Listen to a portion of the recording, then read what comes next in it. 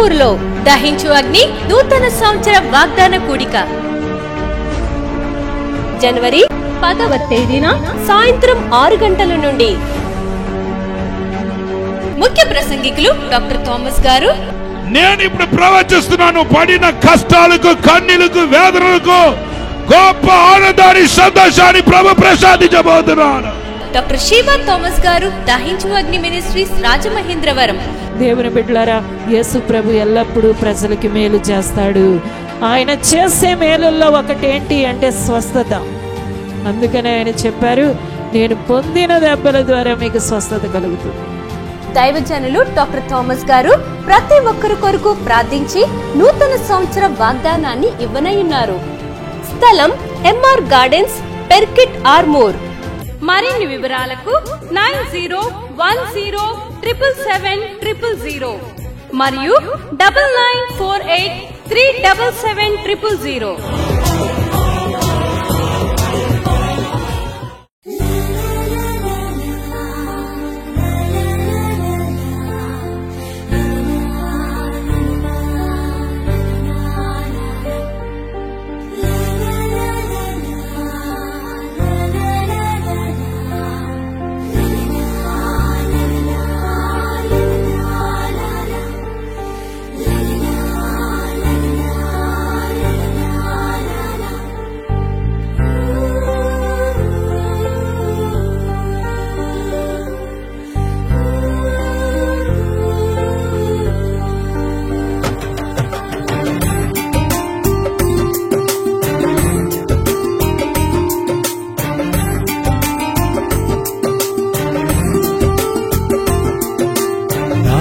పెనవేసుకున్న యేసయ్యా,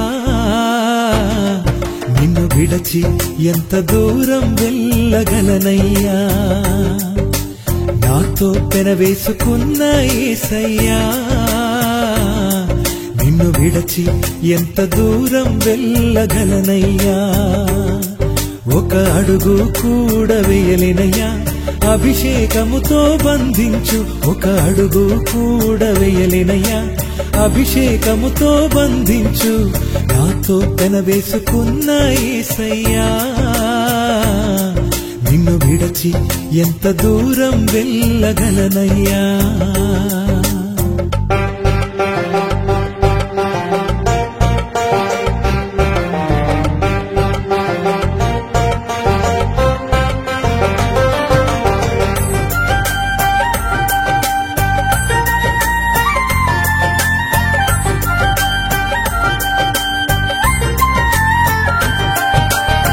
కోసమే కాదా నేల మట్టుకు తగ్గిపోయి పరమును విడచి నా యుద్ధకు వచ్చితివి.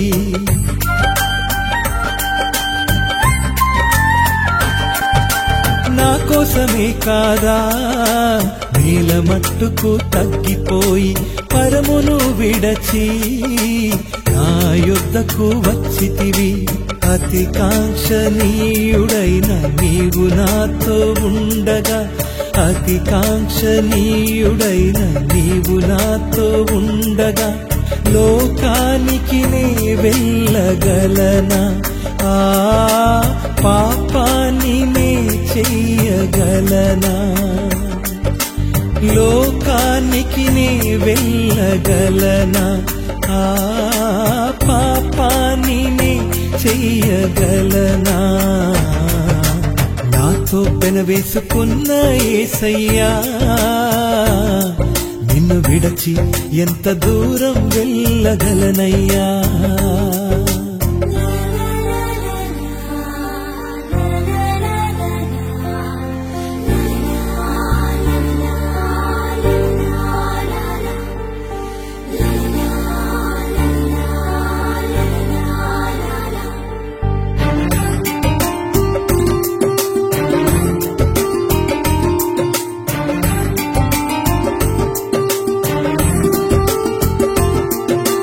అద్వితీయమైన కుమారునిగా నీ ఉండగా, సిలువ మరణం పొంది నీ జీవం నా పొసగితివే.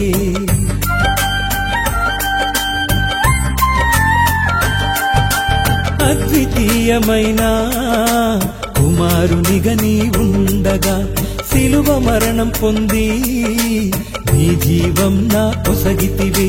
త్యాగపూర్వక నీ కార్యములు నా ఎదుట ఉండగా, త్యాగపూర్వక నీ కార్యములు నా ఎదుట ఉండగా మనుషుల వైపు ఎలా చూడగలను?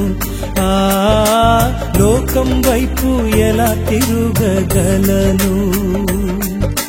మనుషుల వైపు ఎలా చూడగలను? ఆ లోకం వైపు ఎలా తిరుగగలను? నాతో పెనవేసుకున్న యేసయ్యా, నిన్ను విడచి ఎంత దూరం వెళ్ళగలనయ్యా?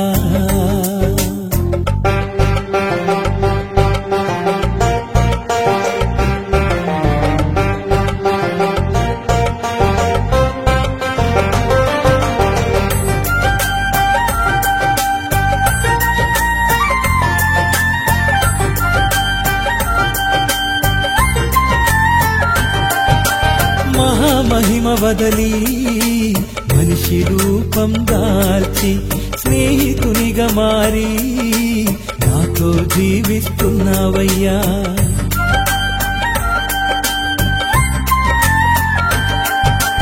మహామహిమ వదలి మనిషి రూపం దాల్చి స్నేహితునిగా మారి నాతో జీవిస్తున్నావయ్యా. చెలికానిగా నీవు నాతో ఉండగా, చెలికానిగా నీవు నాతో ఉండగా నిన్ను వదలి ఎవరిని ఆశ్రయించను? ఆ నిన్ను వదలి జీవించలేను. నిన్ను వదలి ఎవరిని ఆశ్రయించను? ఆ నిన్ను వదలి జీవించలేను. నాతో పెనవేసుకున్న యేసయ్యా, నిన్ను విడచి ఎంత దూరం వెళ్ళగలనయ్యా? నాతో పెనవేసుకున్న యేసయ్యా, నిన్ను విడచి ఎంత దూరం వెళ్ళగలనయ్యా?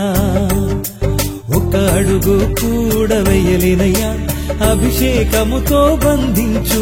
ఒక అడుగు కూడా వేయలేనయ్యా, అభిషేకముతో బంధించు. నాతో పెనవేసుకున్న యేసయ్యా, నిన్ను విడచి ఎంత దూరం వెళ్ళగలనయ్యా?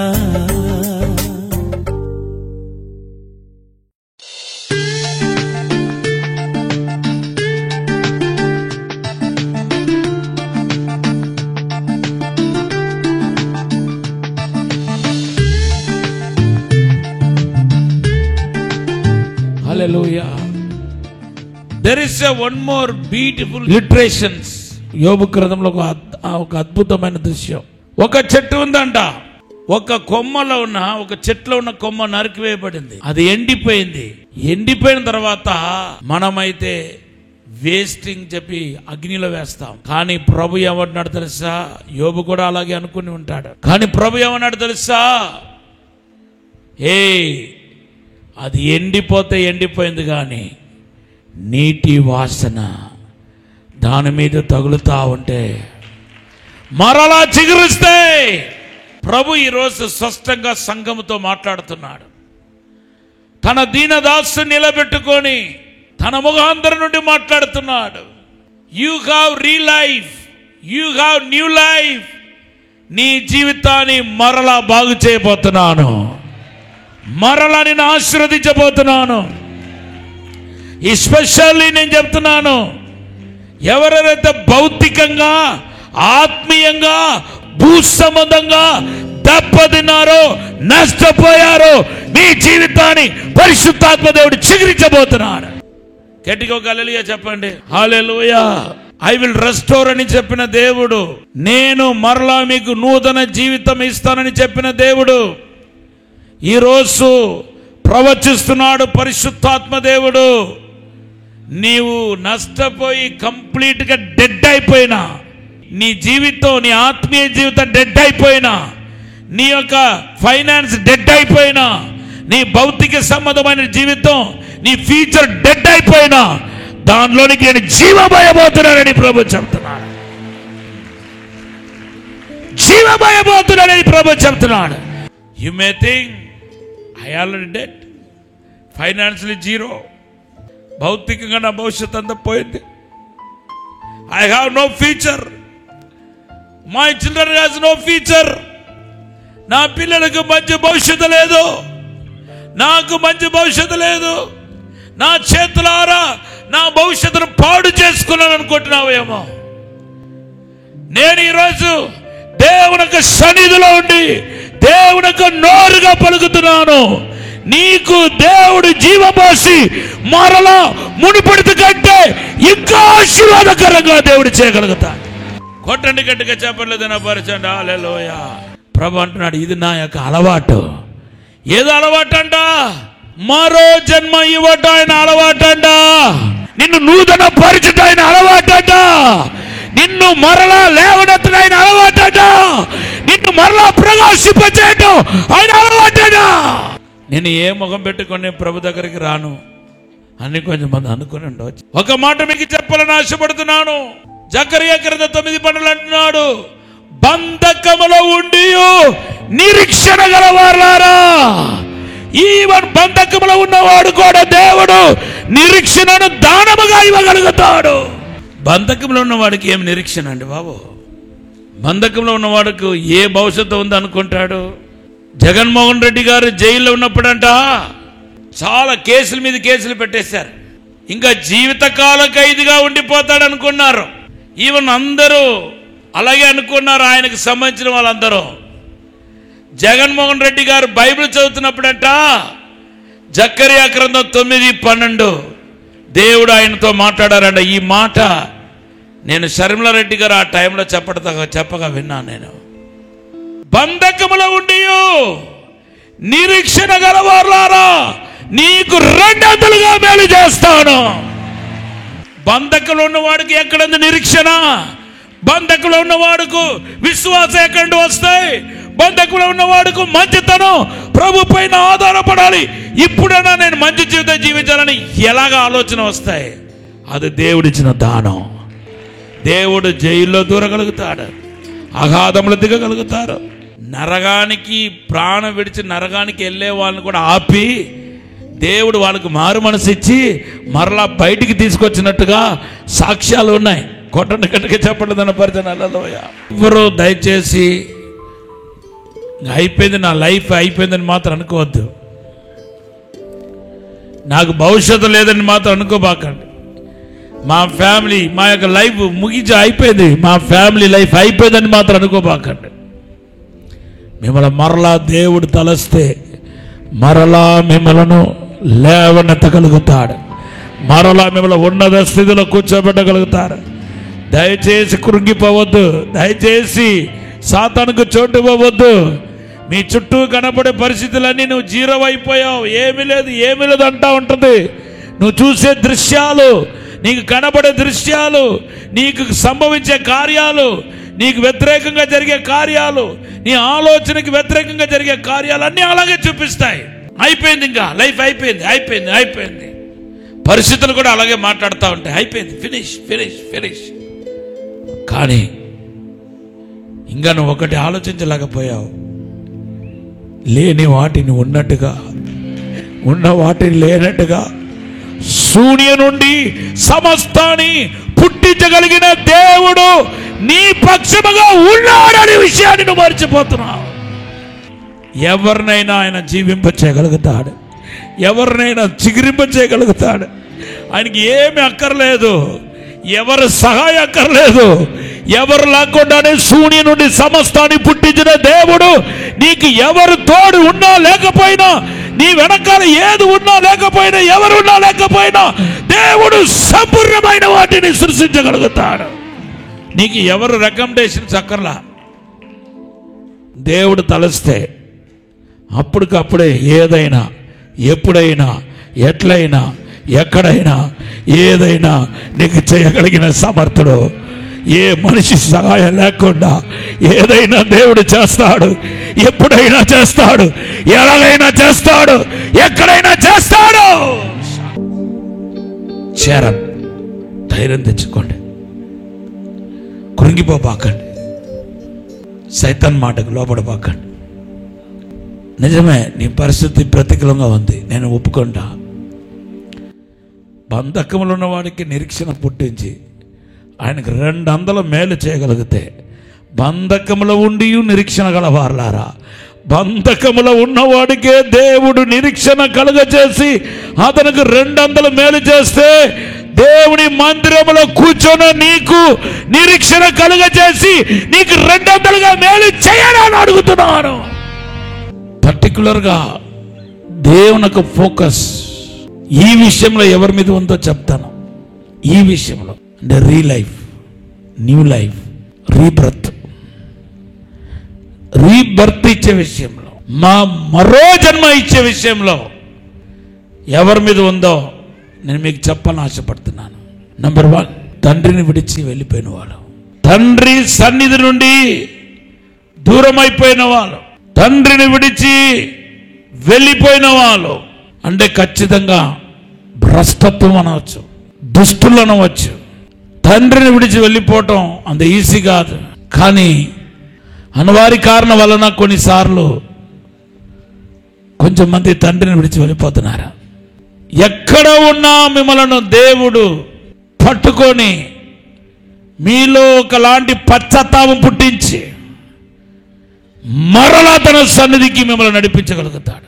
తప్పిపోయిన కుమారుడు ఏ గది నుండి వెళ్ళిపోయాడు, ఏ గది నుండి గోడ పెట్టుకొని మరలా అదే రూముకు తిరిగి వచ్చి నిలబడి ఆయనకి లేనిదన్నిటినీ మరలా సమకూర్చి లేనిదన్నిటినీ ఇచ్చి ఆ తండ్రి అతన్ని సన్మానించటాన్ని మనం చూస్తున్నాం.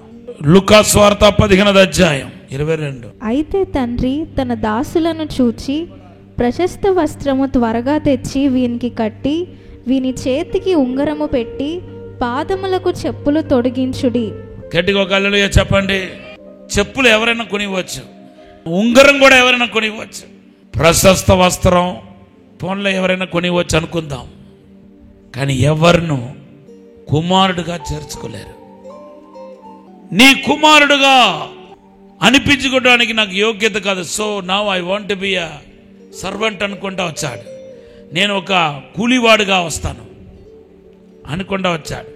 కానీ తండ్రి నోటితో చెప్పకుండా చేసి చూపించాడు. మెడ మీద ముద్దు పెట్టడం. ఆమెనండి, దాని ఒక అర్థం ఏంటి? మెడ మీద పడి ముద్దు పెట్టడం అర్థం ఏంటి? A master cannot kiss a servant. Servant May kiss the master feet, but the master cannot kiss the servant. అది వేరేలాగా అయిపోతుంది. ఒక యజమానుడు కూలివాణ్ణి ముద్దు పెట్టుకోలేడు. కూలివాడు మర్యాద నిమిత్తము యజమాని యొక్క పాదాలను కడిగి ముద్దు పెట్టుకుంటారు. అది యూదులకు అలవాటు. But no master will kiss a servant. ఏ యజమానుడు కూలివాణి వెళ్ళి మెడ మీద పడి ముద్దు పెట్టుకోవడం. నంబర్ 2, కూలివాడైతే యజమానుడు కూలివాడు దగ్గరికి వెళ్తాడా, కూలివాడు యజమాని దగ్గరికి వెళ్తాడా చెప్పండి. కానీ ఇక్కడ మనం చూస్తే బైబిల్లో రాయబడి ఉంది, పరిగెత్తుకొని వెళ్ళి మెడ మీద పడి జాలిపడి మెడ మీద పడి ముద్దు పెట్టి ఆయన ఇంటిలోనికి తీసుకొస్తున్నాడు. లూకా సువార్త 15వ అధ్యాయం 20వ వచనం. కొట్టండి గట్టిగా చెప్పట్ల లోయ. మెడ మీద పడి ముద్దు పెట్టుకోవటం. అక్కడ నా కుమారుడా అని కూడా అనాల్సిన అవసరం లేదు. ఓకే, చేసి చూపించేస్తాడు. మెడ మీద ముద్దు పెట్టడం it's a sign of father and son. It's a sign of father and son. తండ్రి కుమారుల మధ్యలోనే మెడ మీద పడి ముద్దు పెట్టడం, హక్ చేసుకొని మెడ మీద పడి ముద్దు పెట్టడం, అది ఓన్లీ ఇట్ ఇస్ ఫర్ తండ్రి, father and son, father and children. మెడ మీద పడి ముద్దు పెట్టడం అనేది కేవలం అది తండ్రి కుమారుల మధ్యలో ఉన్న రిలేషన్షిప్, వేరే దేనికి నేను సూట్ అవ్వదు. అదే ఫాదర్ చేస్తాడు. గట్టిగా హల్లెలూయా చెప్పండి. హల్లెలూయా. ఇన్ఫాక్ట్ వాడికి దేవుడు కొత్త జీవనం ఇచ్చాడు, కొత్త లైఫ్ ఇచ్చాడు. ఆ ఫాదరే అంటున్నాడు లూకాసు వార్త 15:30లో, హే నా కొడుకు, నీ తమ్ముడు, నీ సహోదరుడు చనిపోయాడు. His condition is dead condition, deadly life. Father saw his life, father heard about his life. తండ్రి ఆయన గురించి విన్నాడు, చూచాడు. ఆయన కండిషన్ బట్టి చెప్తున్నాడు, నా కొడుకు చనిపోయాడు. నా దగ్గరకు వచ్చినప్పుడు చనిపోయే వచ్చాడు. ఇప్పుడు నా ప్రేమ, నా వెలగట్టలేని ప్రేమ, నేను చేసిన ఆ దయతో కూడిన క్రియ, కనకరముతో కూడిన క్రియ ఆయన్ని మరలా ఏం చేసిందంటే నాకు కొడుకుగా తిరిగి ఇచ్చింది. కొట్టండి గట్టిగా చెప్పలేదన్న పరిచయం. So I want to come to conclusion. Those who left from the presence of God, left from the Father's intimacy, they will have the life. ఒక మనిషి తండ్రిని విడిచినప్పుడు ఖచ్చితంగా ఆ సహవాసాన్ని, తండ్రి సహవాసాన్ని విడిచిపెట్టినప్పుడు ఖచ్చితంగా ఆయన సచ్చినవాడే. కానీ సచ్చిన వాడిని బ్రతికించగలిగిన శక్తి నా దేవుడికి ఉందని ఈ సత్యం మనకు తెలియపరుస్తున్నాయి.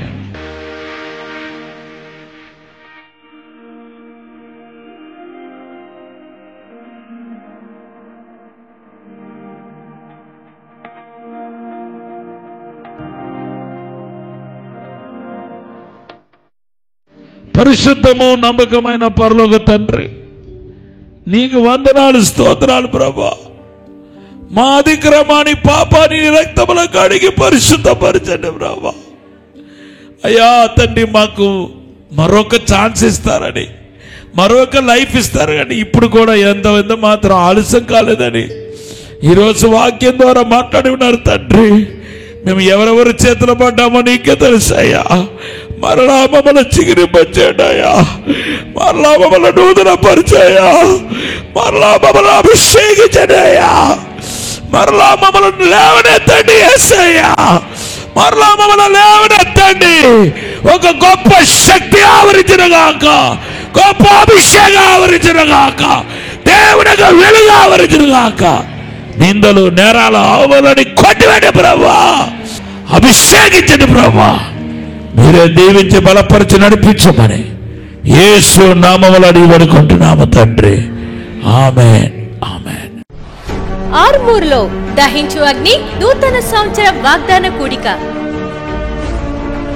జనవరి 10వ తేదీన సాయంత్రం 6 గంటల నుండి. ముఖ్య ప్రసంగికులు డాక్టర్ థామస్ గారు. నేను ఇప్పుడు ప్రవచిస్తున్నాను, పడిన కష్టాలకు, కన్నీలకు, వేదనలకు గొప్ప ఆనందాన్ని, సంతోషాన్ని ప్రభు ప్రసాదించబోతున్నాడు. డాక్టర్ శివ థామస్ గారు, దహించు అగ్ని మినిస్ట్రీస్, రాజమహేంద్రవరం. దేవుని బిడ్డలారా, యేసు ప్రభు ఎల్లప్పుడూ ప్రజలకి మేలు చేస్తాడు. ఆయన చేసే మేలుల్లో ఒకటేంటి అంటే స్వస్థత. అందుకనే ఆయన చెప్పారు, నేను పొందిన దెబ్బల ద్వారా మీకు స్వస్థత కలుగుతుంది. దైవజనులు డాక్టర్ థామస్ గారు ప్రతి ఒక్కరి కొరకు ప్రార్థించి నూతన సంవత్సర వాగ్దానాన్ని ఇవ్వనయ్యున్నారు. స్థలం ఎంఆర్ గార్డెన్స్, పెర్కిట్, ఆర్మూర్. మరిన్ని వివరాలకు 9010777000 మరియు 9948377000.